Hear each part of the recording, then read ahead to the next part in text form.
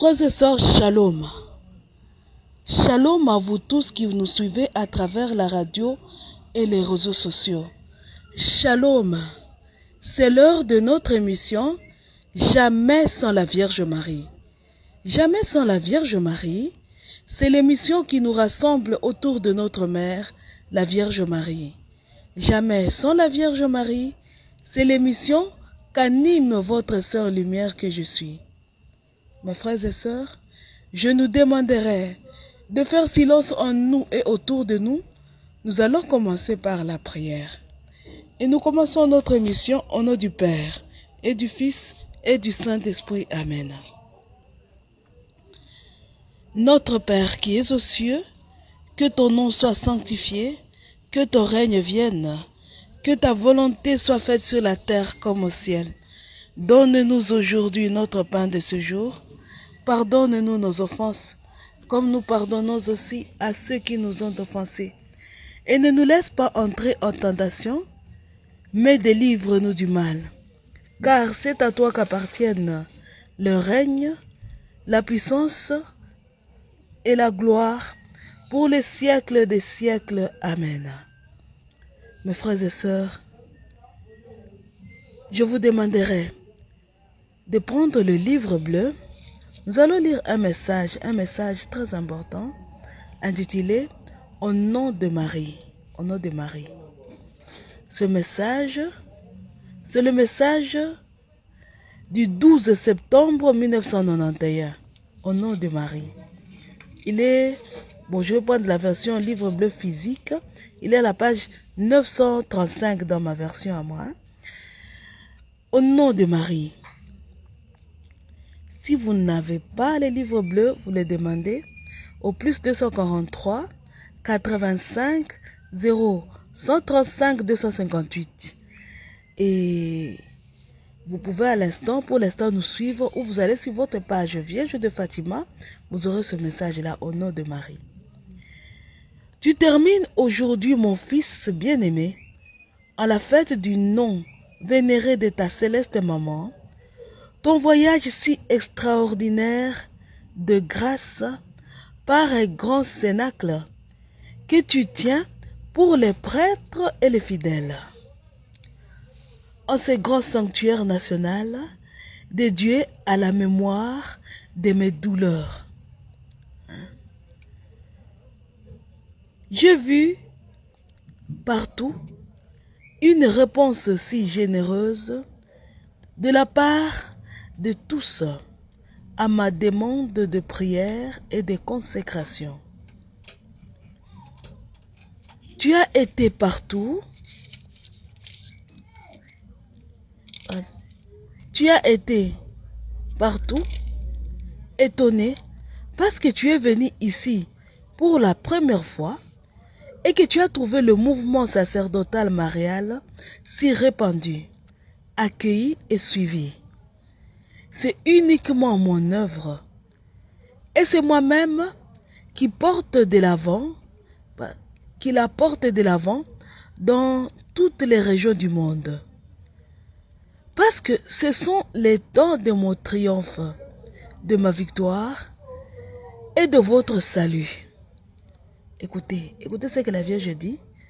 Au nom de votre céleste maman, oui, au nom de Marie, ont été défaits les Turcs lorsqu'ils assiégeaient la ville de Vienne et qu'ils menaçaient d'envahir et de détruire tout le monde chrétien.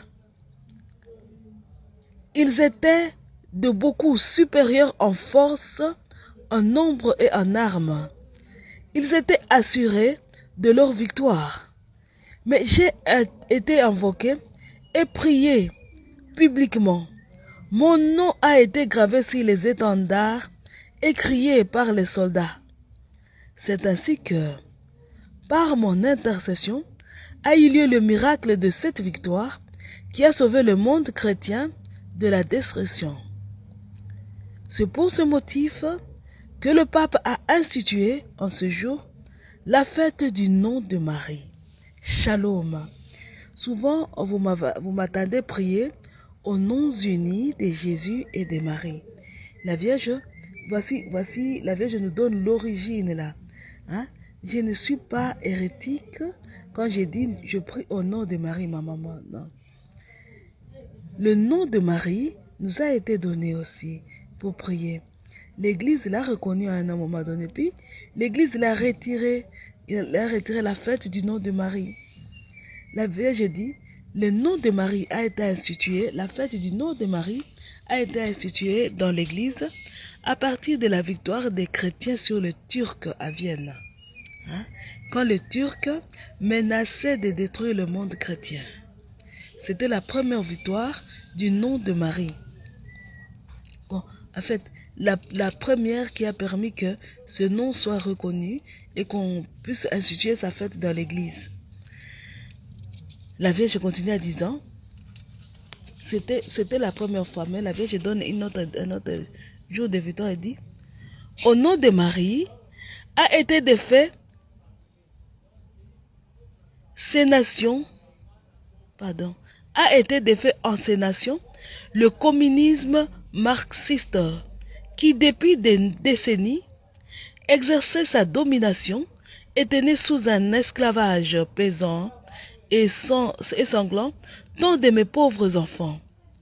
Ce n'est pas à cause des mouvements ou d'hommes politiques, mais uniquement en raison de mon intervention personnelle qu'a eu lieu finalement votre libération. Shalom, la Vierge dit, la victoire sur le communisme marxiste n'était pas due au fait qu'on a fait des manifestations, des marches de colère, ce n'était pas ça. C'est parce qu'on a invoqué le nom de Marie et on a eu cette victoire-là. Le nom de Marie. Shalom mes frères et sœurs, cela nous rappelle quelque chose. Quand nous avons des problèmes, qu'est-ce que nous faisons? Des marches, même pacifiques, même des colères. Nous faisons des troubles par-ci, par-là. La Vierge dit, ce n'est pas ça qui nous donne la victoire dans le monde. Surtout, nous savons que les problèmes que nous connaissons actuellement sont dus au fait que la présence des êtres indignes, donc des esprits mauvais, des êtres impurs, l'alliance satanico-maçonnique pèse beaucoup sur nous. Nous savons que nous souffrons à cause de cela, parce que nous avons dit oui au malin qui nous fait souffrir. La victoire ne nous viendra pas des manifestations. Oh, je souffre, nous souffrons, nous devons organiser une marche de colère. Nous devons aller faire le sitting quelque part. Ce n'est pas ça qui va nous donner la victoire. La Vierge dit la victoire nous viendra à son nom. C'est à son nom. Écoutez. La Vierge continue en disant, c'est encore au nom de Marie que je conduirai mon œuvre à sa pleine réalisation par la défaite de la franc-maçonnerie. De toutes les forces diaboliques, du matérialisme et de l'athéisme pratique, pour que toute l'humanité puisse parvenir à sa rencontre avec le Seigneur, et qu'elle soit ainsi purifiée et complètement renouvelée par le triomphe de mon cœur immaculé dans le monde. C'est pour cette raison que je désire que soit ramenée à son éclat primitif la fête à l'honneur du nom de Marie. Maintenant que vous entrez dans les moments les plus forts de la lutte et dans la partie la plus douloureuse de la grande tribulation, de ce sanctuaire, je regarde avec amour ces nations qui ont encore gardé la fête du nom de votre céleste maman. Et je leur promets une protection particulière de mon cœur maternel. Je bénis tout particulièrement cette terre de Slovaquie, où je suis si aimé, vénéré et glorifié de plus en plus. Ces messages-là s'arrêtent là.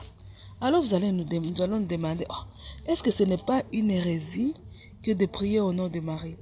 Parce que la Bible, nous qui avons dit, la Bible nous dit de prier au nom de Jésus. Comment ça se fait que nous commençons à prier au nom de Marie? Mes frères et sœurs, Je vous demanderai encore de prendre vos livres bleus, toujours vos livres bleus, et de vous rappeler le message que nous avions lu la fois passée. Hein? Le message là, ce sera une église nouvelle. Vous rappelez ce message là? Ce sera une église nouvelle. Je vous demanderai d'essayer de vous rendre sur vos pages Vierge de Fatima et de retrouver ce message là. Ce sera une église nouvelle. J'espère que vous y êtes, frères et sœurs. J'espère que vous l'avez retrouvé. Bon, de ce deuxième message de la Vierge Marie, nous n'allons pas tout lire. Nous allons lire un extrait du message. Ce sera une église nouvelle. Ce sera une église nouvelle. Le message du 1er août 1973, nous lisons un extrait. Alors, nous allons prendre le paragraphe E. Nous allons commencer au paragraphe E. Nous lisons. Actuellement, Jésus est très affligé, indigné même, en voyant combien nombreux sont les prêtres qui m'ont éloigné de leur esprit, qui m'ont oublié dans leur vie, qui m'ont effacé dans l'âme des temps des fidèles. Par leur faute, la dévotion envers moi, toujours si vivante dans l'Église, maintenant s'est bien affaiblie.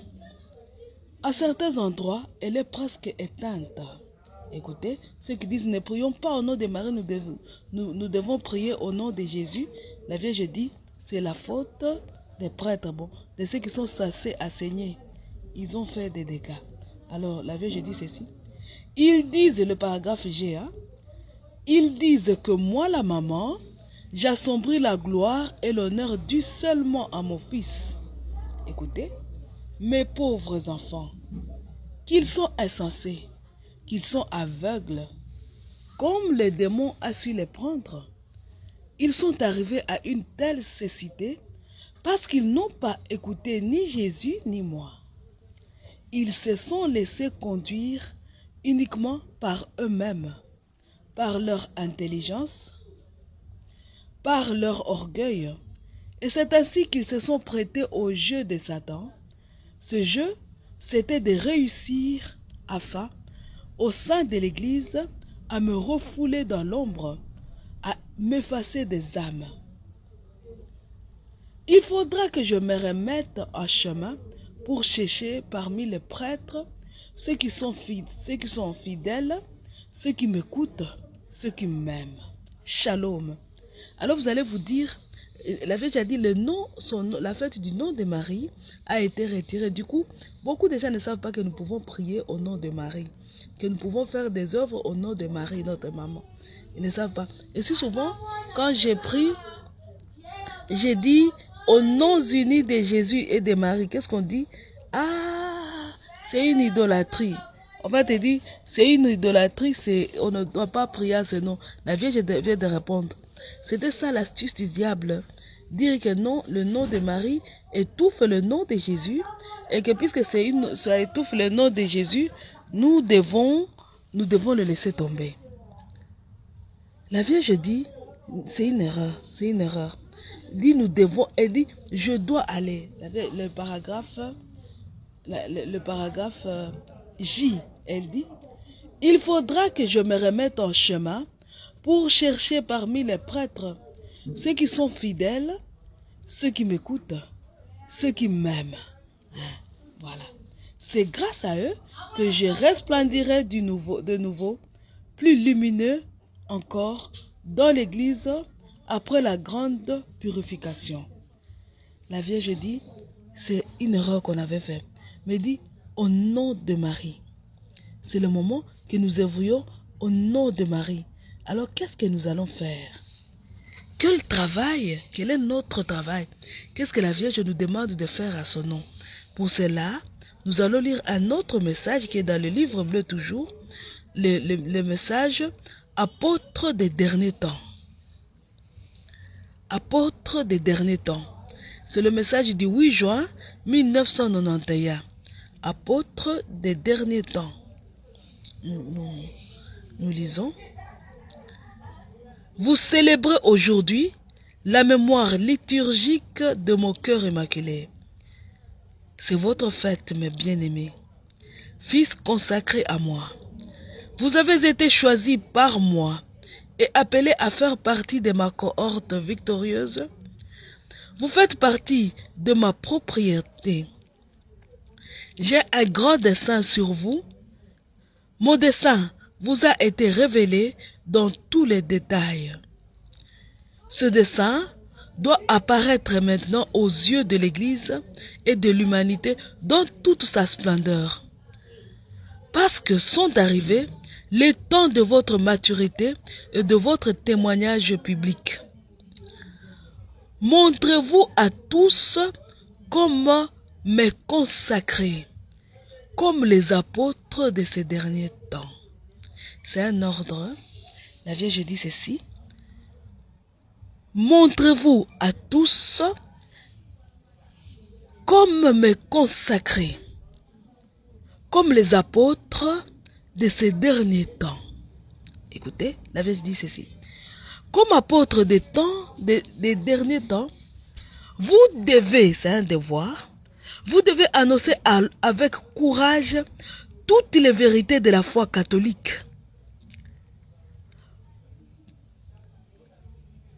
Proclamer avec force l'évangile, démasquer avec fermeté les hérésies pernicieuses qui se travertissent en vérité pour mieux tromper les esprits et éloigner ainsi de la vraie foi un grand nombre de mes enfants. La Vierge ajoute en disant, comme apôtre de ces derniers temps, vous devez vous opposer avec la force des petits à la force orgueilleuse des grands et des savants, qui séduits par une fausse science et par la vaine gloire, ont déchiré l'évangile de Jésus en proposant une interprétation rationnelle, humaine et tout erronée. Sont arrivés les temps prédits par saint Paul, où beaucoup annoncent des doctrines. Excusez-moi, je dois retourner la page. Fausses et terrestres. On s'attache ainsi à des fables et on s'éloigne de la vérité de l'évangile. La Vierge ajoute encore, comme apôtre de ces derniers temps, vous devez suivre Jésus sur le chemin du mépris du monde et de vous-même, sur le chemin de l'humanité, de la prière, de la pauvreté, du silence, de la mortification, de la charité, d'une plus profonde union à Dieu. Vous êtes méconnus et méprisés par le monde et par ceux qui vous entourent. On s'oppose souvent à vous et pour ceux qui, on vous met à l'écart. On vous persécute parce que cette souffrance est nécessaire pour la fécondité de votre mission même. Shalom. Donc aucune souffrance ne doit nous arrêter. Aucune. Tu endures des souffrances, tu dois avancer. Apôtre de ces derniers temps. La Vierge t'ajoute encore une autre chose. Une autre chose, elle te dit ceci. Comme apôtre des derniers temps, vous devez maintenant illuminer la terre de la lumière du Christ. Montrez-vous à tous comme mes fils, parce que je suis toujours à vous tous, toujours avec vous. Que la foi soit la lumière qui vous illumine en ces jours d'apostasie et de grande obscurité, et que vous consume seulement le zèle pour la gloire des noms de Jésus à ce temps d'une si vaste infidélité. Comme apôtre des derniers temps, vous échoue la tâche de réaliser la seconde évangélisation, si demandée par mon pape Jean-Paul II. Évangéliser l'Église, qui s'est éloignée de l'esprit du Christ et s'est laissé séduire par l'esprit du monde. qui a pénétré profondément en elle jusqu'à l'envahir tout entière. Évangéliser l'humanité qui est devenue païenne près de 2000 ans après la première annonce de l'Évangile. Évangéliser tous les hommes qui sont devenus victimes des erreurs, du mal, du péché, et qui se laissent terrasser par le vent impétueux de toutes les fausses idéologies. Évangéliser le peuple et les nations de la terre, plongés dans les ténèbres de la négation pratique de Dieu, tandis qu'ils se prosternent en adoration devant le plaisir, l'argent, la force, l'orgueil, l'impureté. Vos temps sont arrivés, et je vous forme en ces années pour que vous puissiez donner maintenant un témoignage fort de disciples fidèles à Jésus, jusqu'à l'effusion de votre sang. Lorsque vous tous, mes petits-enfants, vous donnerez dans toutes les régions de la terre ce témoignage d'apôtres des derniers temps, alors mon cœur immaculé aura son plus grand triomphe. Ave Maria. Shalom mes frères et sœurs. C'est à nous que revient la tâche de faire triompher le cœur de notre maman en obéissant à ce qu'elle nous dit. La Vierge dit, vous êtes les apôtres de ces derniers temps. C'est ce que la Vierge vient de nous dire. On a lu le message, je l'ai lu tout simplement. Mais la Vierge a dit, ne reculez pas devant la souffrance. Shalom. Si les apôtres reculaient devant toutes les souffrances qu'ils enduraient, est-ce que nous serions évangélisés aujourd'hui? L'évangile n'aurait même pas quitté la Judée. Les chrétiens ne seraient pas nés. La Vierge dit, ne reculez pas, avancez en mon nom, allez-y. Travaillez en mon nom. Battez-vous, combattez. Ne reculez devant rien du tout. Mes frères et sœurs, ce même courage-là, le fait de travailler dans la souffrance, le Seigneur l'a donné aussi à Luisa Picaretta. Le Seigneur, il a donné à Luisa Picaretta. Je vous demanderai de prendre le tome 1 que je vous ai déjà donné la fois passée. Je l'avais téléchargé, je l'ai partagé dans le groupe. Vous allez prendre le tome 1 du livre du ciel. Nous allons lire.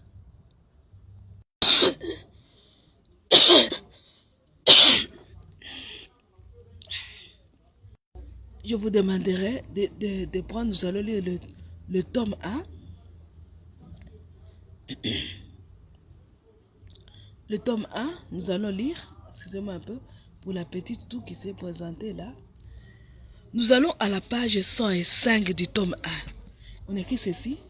Jésus donne à Luisa 5 règles de vie. Jésus donne à Luisa 5 règles de vie. Nous allons lire. On écrit ceci. Jésus, mon époux, me donna de nouvelles règles de vie pour que je puisse vivre plus intimement uni à lui et le suivre de plus près. Pour moi, ces règles ne sont pas faciles à expliquer techniquement. Dans leur essentiel et dans leur pratique quotidienne, par la grâce de Dieu, je ne les ai jamais transgressées. Les voici. Voici les 5 règles. Les règles des apôtres de notre temps. Écoutez. La première. Je dois avoir un total détachement pour tout le créé. M'incluant moi-même. Je dois me détacher de toute créature. C'est ce que Luisa Picaretta vient de dire. Tu veux réussir dans ta mission d'apôtre? Détache-toi. Je dois avoir un détachement total de tous les créés. M'incluant moi-même, tu dois te détacher de toutes les créatures aussi. Tu dois te détacher de toi-même. De toi-même. Je dois vivre dans un parfait oubli de toutes choses pour que mon intérieur ne soit fixé que sur Jésus. Je dois oublier, non seulement je dois me détacher de toute créature, je dois me détacher de moi-même, je dois oublier toutes choses pour que mon esprit ne pense qu'à Jésus. Écoutez, la deuxième règle,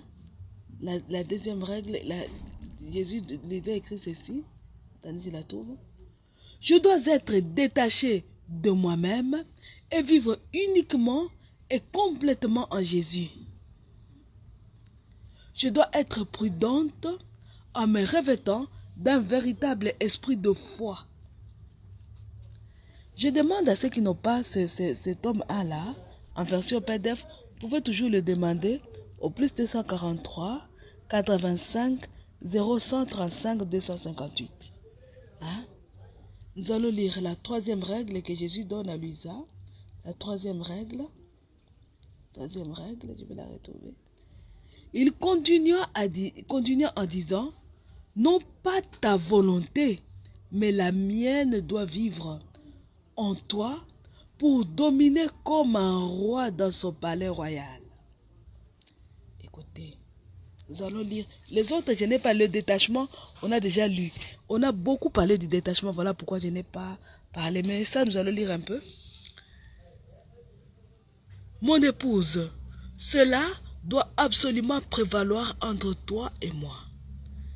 Autrement, nous aurons à supporter la brouille d'un amour imparfait, duquel des ombres s'élèveront sur toi et amèneront le désagrément d'une opération non ajustée à la noblesse qui doit prévaloir entre moi et toi, mon épouse.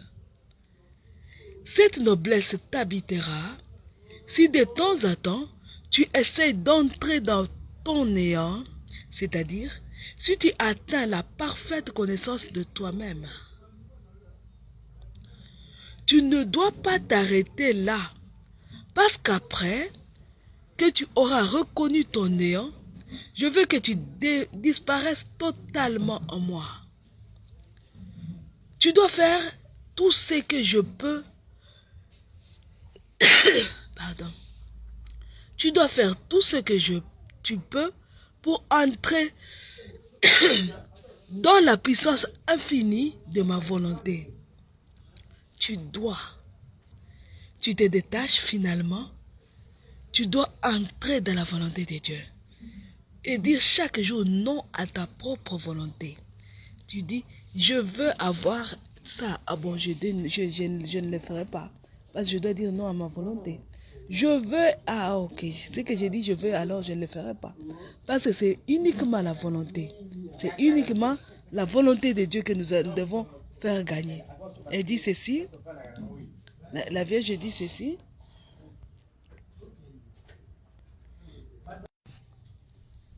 Écoutez,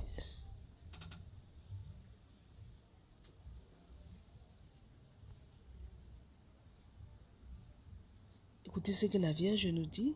Nous allons reprendre cette règle-là. Nous allons relire. Et nous allons relire, écoutez.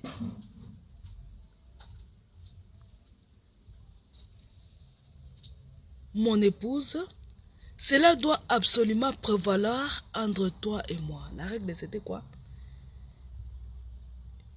Il continua en disant, non pas ta volonté, mais la mienne doit vivre en toi pour dominer comme un roi dans son palais royal. Pas ta volonté. Mon épouse, cela doit absolument prévaloir entre toi et moi. Autrement, nous aurons à supporter la brouille d'un amour imparfait, duquel des ombres s'élèveront sur toi et amèneront les désagréments d'une opération non ajustée à la noblesse qui doit prévaloir entre moi et toi, mon épouse.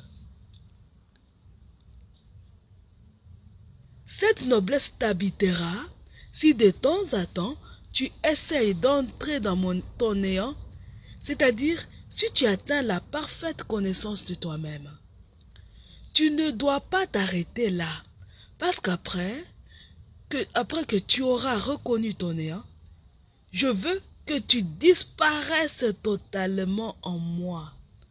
Tu disparais. Tu dois faire tout ce que tu peux pour entrer dans la puissance infinie de ma volonté.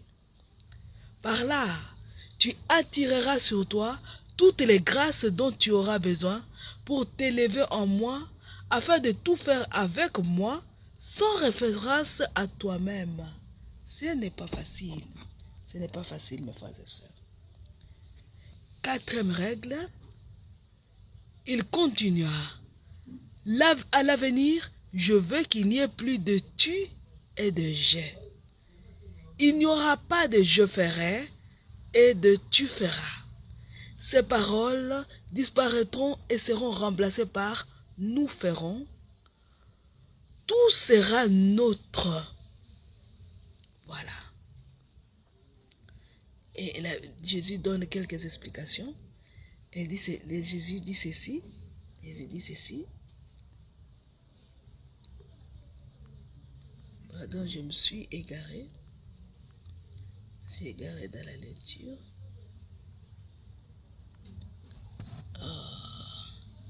Je me suis égaré.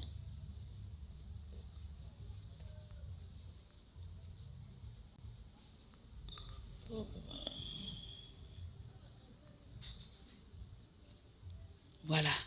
Jésus donne la dernière règle. Écoutez là. La dernière règle, je la retrouve. Je suis en train de sauter. Hein, parce que le nôtre temps est calculé. Il dit ceci, Jésus dit ceci. Finalement, dans la mesure où tu te détacheras de tout ce qui n'est pas totalement mien, tu deviendras toujours plus plongé dans ma volonté absolue. Alors, grâce à la connaissance de mon essence, qui, jour après jour, deviendra plus vive en toi, tu accueilleras la plénitude de mon amour, en y mettant tout ton amour et ton intelligence comme jamais auparavant.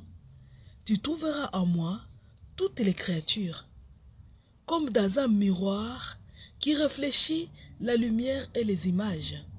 D'un seul regard, tu les verras toutes et tu connaîtras l'état de leur conscience. Ensuite, comme une mère aimante et dans un vrai esprit de miséricorde, qui est mon esprit et celui de ma mère, tu feras le sacrifice suprême en t'immolant toi-même pour ces créatures. Ce sacrifice sera comme un manteau qui te couvrira comme ma véritable et fidèle imitatrice et épouse. Shalom, mes frères et sœurs. Voilà pourquoi nous sommes en train de dire ces derniers temps. Offrons-nous comme victimes d'Holocauste à l'amour miséricordieux, à la justice divine. Nous nous sommes laissés former par la Vierge Marie. Aujourd'hui, elle dit, agissez à mon nom. N'ayez pas peur. Ce nom avait une fête dans l'église, mais on a retiré cette fête-là, on l'a enlevée. Et pourquoi? Parce qu'il y en a qui pensent que le nom de Marie étouffe le nom de Jésus, et alors il faut retirer le nom de Marie. En retirant le nom de Marie, en faisant ça, il travaille pour le compte du diable, qui depuis longtemps a toujours voulu que la Vierge soit rejetée de l'église. La Vierge dit, à mon nom agissez, à mon nom soyez les apôtres de ces derniers temps. Soyez les apôtres, la Vierge dit. Mais la Vierge dit, il y a 5 règles. Pour être apôtre, il faut aller chez Luisa Picaretta. Non seulement on va se détacher, il faut entrer, pénétrer profondément, mourir, disparaître devant Dieu pour que lui seul soit. Hein? La divine volonté. Dieu dit, quand tu vas réussir, arriver à la fin, tu vas t'offrir toi-même pour les créatures que tu as fui par les détachements. Tu te détaches pour fuir les créatures, mais entrer à Dieu, tu vas les trouver en Dieu, comme dans un miroir.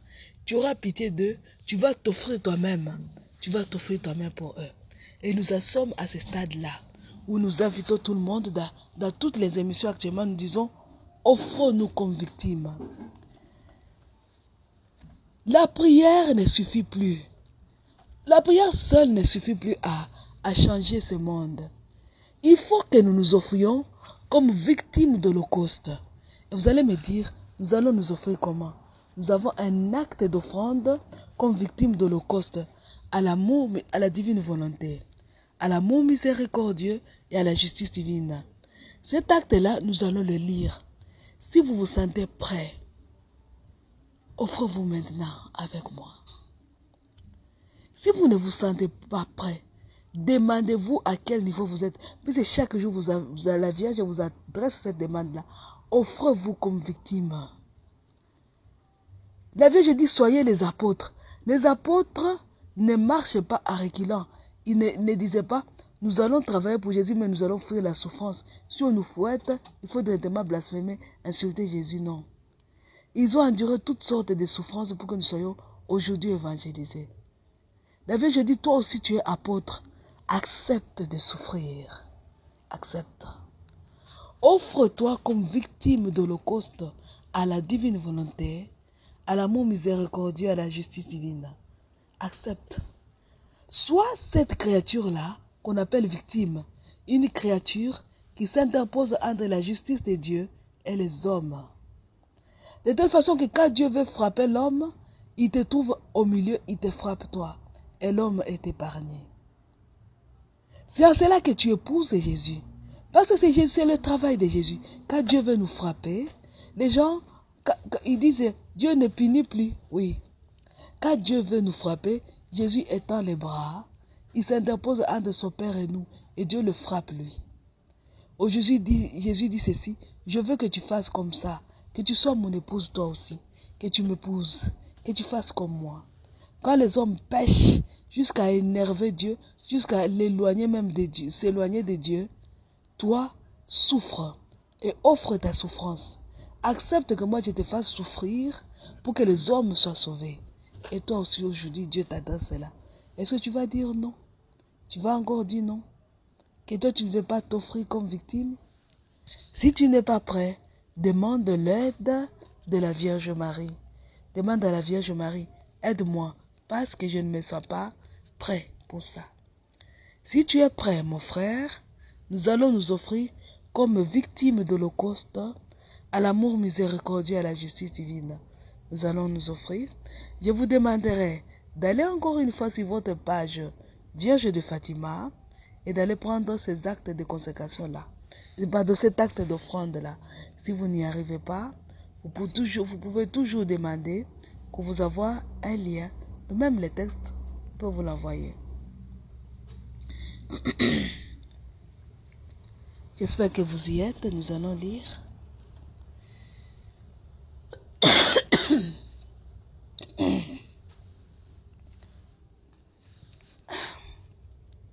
Il est long, nous allons lire.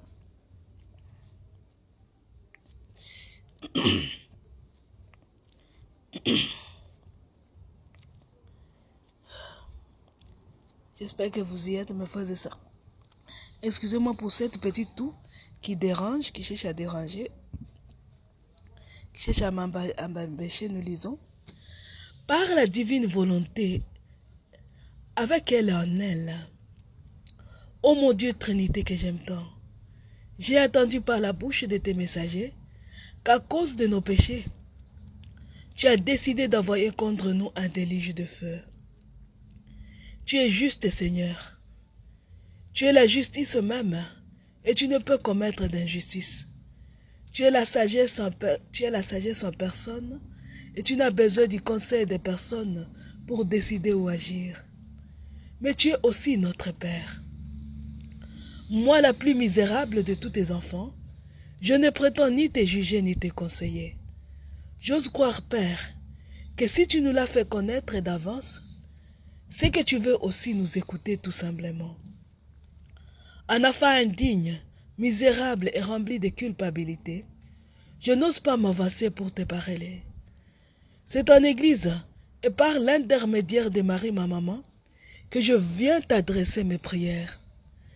Puisque je ne suis pas digne de faire d'elle ma messagère, je supplie mon bon ange gardien de se faire mon porte-parole auprès d'elle, des saints, des âmes du purgatoire, des anges, pour qu'en Église tous ensemble, nous nous réunissions autour de Marie notre Mère. Ainsi cette prière ne sera plus mienne. Ce sera la prière de l'Église tout entière, la cohorte de Marie notre chef et notre céleste maman. C'est par elle, avec elle en elle, que nous nous adressons à toi, ô très sainte Trinité. Par Jésus le Christ notre Seigneur et avec la divine volonté. Ô notre Dieu Trinité que nous aimons tant, tu connais l'homme plus que lui-même, non seulement parce que tu es son créateur, mais aussi parce qu'en Jésus tu t'es fait homme. Tu connais réellement l'homme. Tu sais que tant que Lucifer sera parmi nous, nous ne porterons jamais le fruit que tu attends de nous, et nous ne cesserons jamais de construire des tours de Babel avec la complicité de Satan. C'est par Lucifer que l'homme a ouvert les yeux sur le mal. C'est encore par lui que l'homme a porté le mal à une perfection démoniaque, se rendant ainsi dégoûtant à tes yeux. Pardonne-nous, Père, car nous ne savons pas ce que nous faisons. Le mal en nous et les voix de Satan autour de nous empêchent de te servir réellement. Le bien que nous voulons faire nous échappe.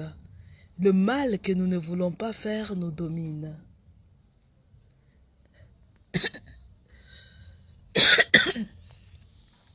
Malgré notre indignité, certains d'entre nous t'ont choisi. Tu as agréé leur choix et tu leur as donné de porter les marques de notre Rédempteur. Comme Abraham notre Père, nous osons te dire, loin de toi cette chose-là,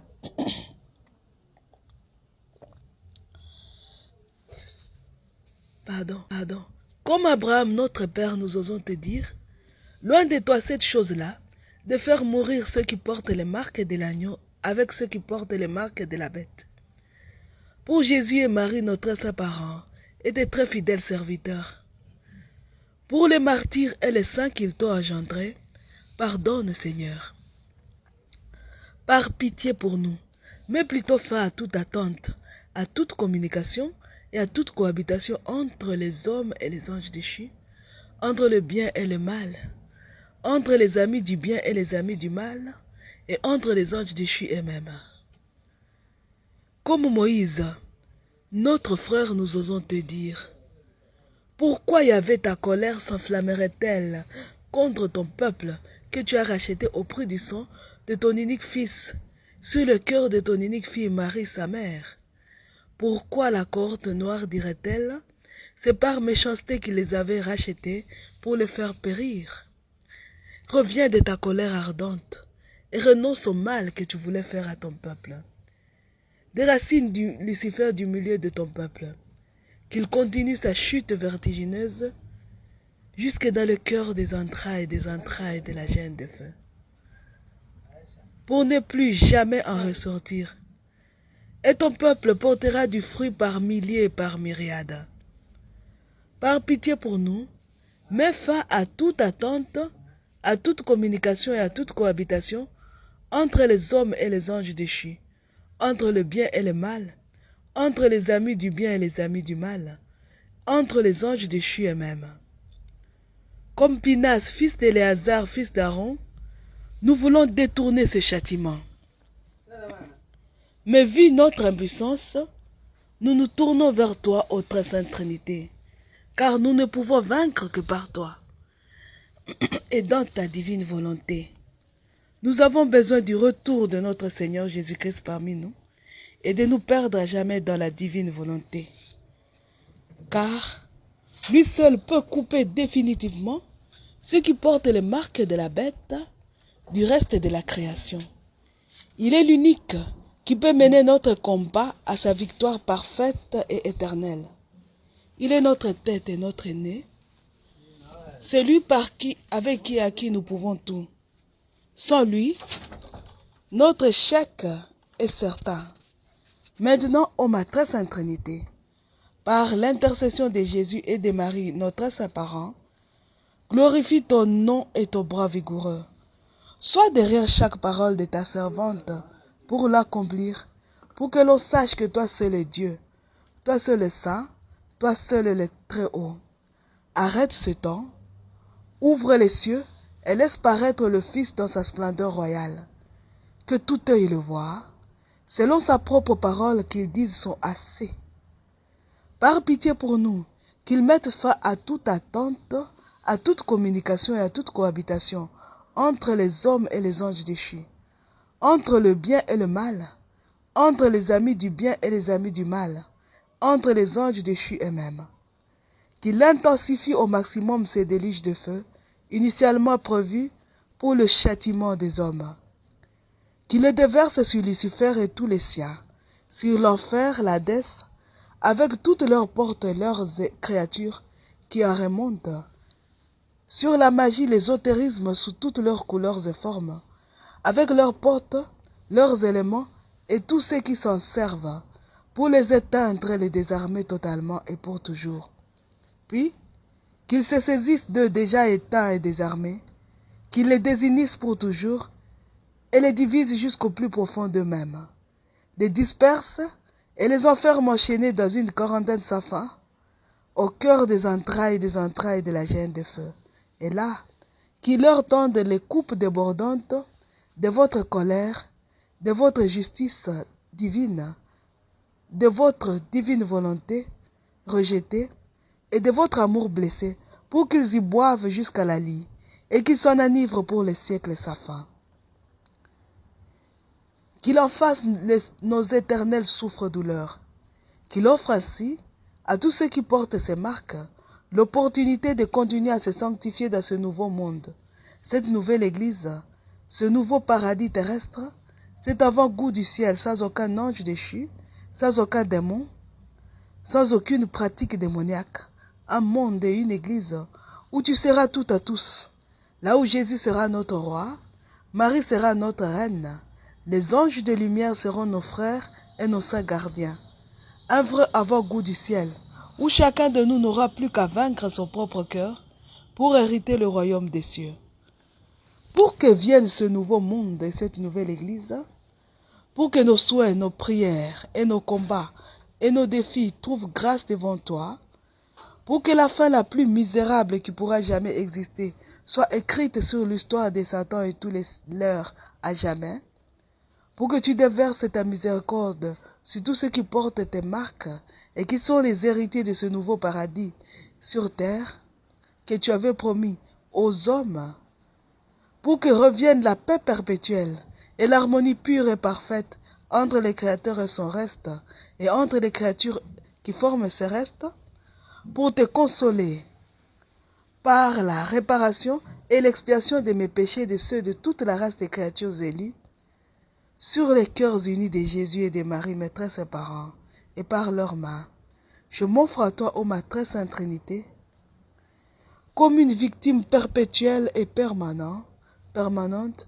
de contentement, d'holocauste et d'expiation, à ta divine volonté, à ton amour miséricordieux, à ta justice divine, mêlant mon fiat et mon sang, au fiat et au sang de Jésus mon Rédempteur, à ceux de Marie ma co-rédemptrice. Mon bonheur est d'être consumé et immolé par ceux pour lesquels mon cœur brûle d'amour et qui m'aiment à l'infini. Car l'amour dans la divine volonté c'est transformer les coups de fouet en un doux baiser, les clous et les épines en autant de caresses, la croix, la mort, en une véritable union de volonté et d'amour, union qui est fusion de volonté et d'amour que rien, absolument rien ne peut ni briser ni arrêter. Au même moment, je t'offre Lucifer, ses anges et tous ceux qui portent ces marques, l'enfer, l'Hadès, la mort, la magie, l'ésotérisme avec leurs portes, leurs éléments, leurs énergies, leurs produits, leurs adeptes et serviteurs, leurs créatures rebelles, comme victimes perpétuelles et permanentes, à la divine volonté rejetée, à l'amour divin blessé, à la justice divine pour les siècles sans fin. Que ce feu initialement prévu pour les hommes soit pour leur extinction et leur désarmement pour les siècles sans fin. qu'ils soient à jamais les souffres-douleurs de la race des hommes élus. Quant à moi, traite-moi comme tu voudras, moi ton hostie noire, ta victime boiteuse, indigne, mais très aimée de son divin maître, pour que sèchent les larmes de tes yeux, ô ma très sainte Trinité, des yeux de mes très saints parents Jésus et Marie, de ceux de tous mes frères et sœurs qui portent les marques de l'agneau, dès maintenant et pour les siècles sans fin.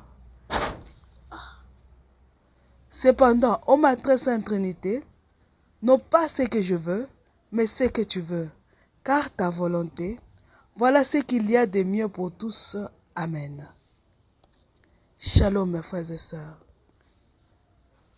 Nous venons de lire l'acte d'offrande à la divine, comme victime d'Holocauste, à la divine volonté, à la justice et à l'amour miséricordieux de Dieu.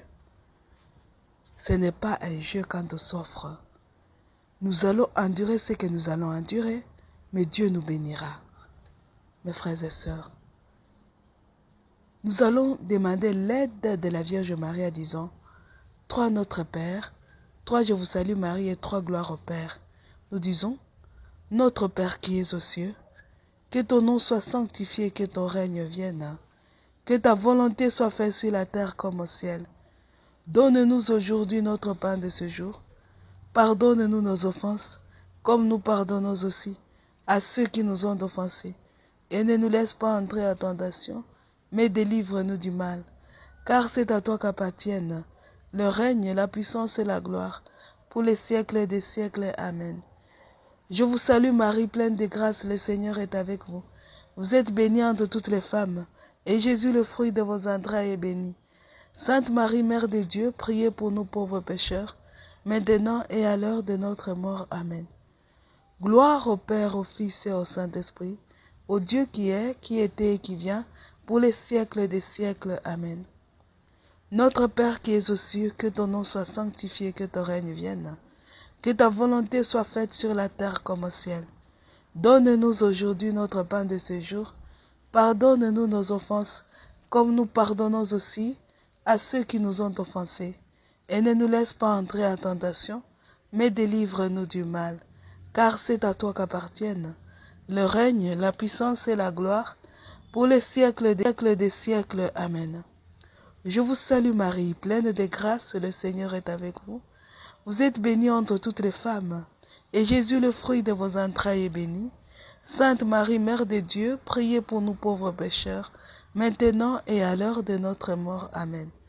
Gloire au Père, au Fils et au Saint-Esprit, au Dieu qui est, qui était et qui vient, pour les siècles des siècles. Amen.